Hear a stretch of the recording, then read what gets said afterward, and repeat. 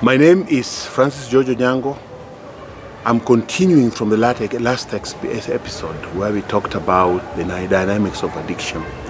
Today, I would like to tackle stigma and discrimination in the life of someone struggling with substance abuse or addiction.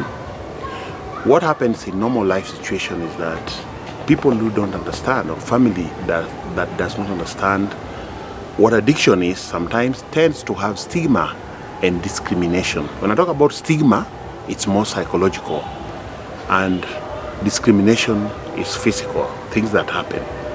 Stigma can be prejudice and bad feelings about somebody who is addicted. Discrimination is isolating somebody and not listening to him or not giving him the right space to express himself.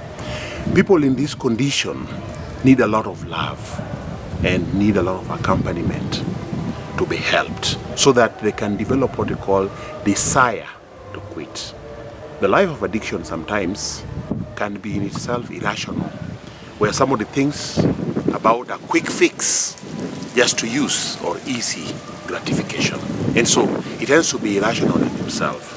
So what we do, especially in treatment or rehabilitation process, we involve the family in this education. As a result of this confusion, as I mentioned the other time, the family also becomes sick.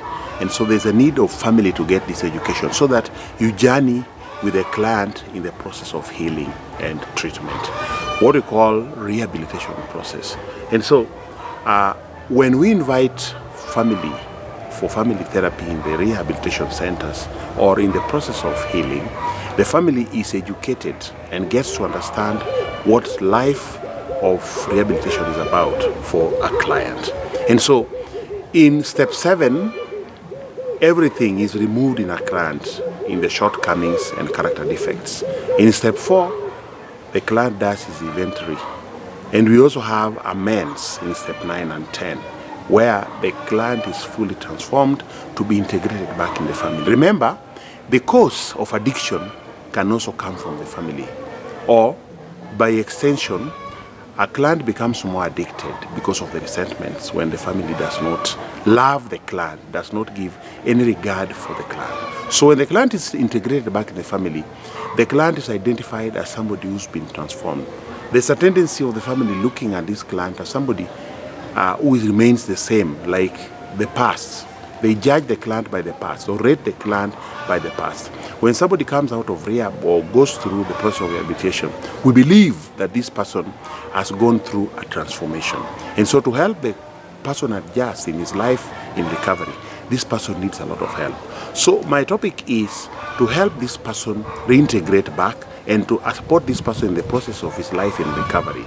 They should not have discrimination and what we call stigma on the client, because this affects the client more and it makes the society sick.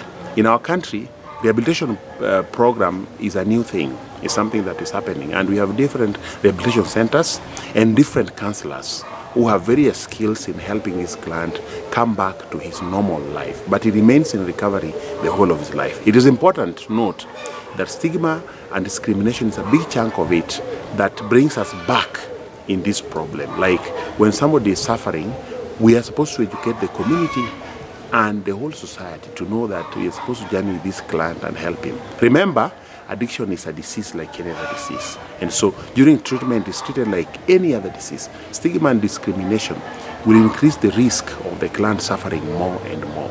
And sometimes relapse process, when we talk about relapse prevention, then part of this relapse prevention is because somebody is discriminated against. Remember, when the client first had not been taken to the rehab and did not understand himself, there were some behaviors, what we call the character defects. We can call them derelictions of the client. But in step 4, step 7, these are all removed in Alcoholics Anonymous.